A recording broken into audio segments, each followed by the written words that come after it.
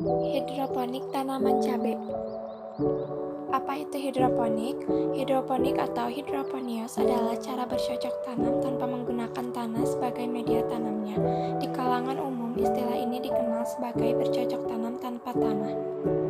Belakangan, media tanam yang sering digunakan pada sistem pertanian hidroponik adalah rock wool, atau yang kadang disebut sebagai stone wool. Rock wool merupakan salah satu mineral fiber yang memiliki keunggulan dalam menahan air dan udara, sehingga pertumbuhan akar dan penyerapan nutrisi pada tanaman berlangsung lebih baik. Berikut adalah hasil penyemaian benih dengan menggunakan rock wool.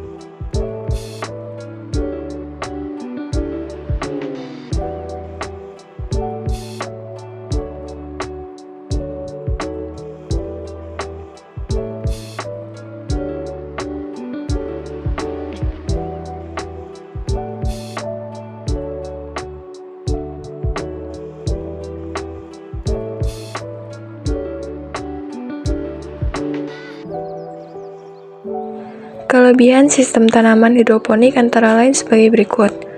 Perawatan lebih praktis dan gangguan hama lebih terkontrol. Produksi tanaman lebih tinggi dibandingkan dengan menggunakan media tanah biasa.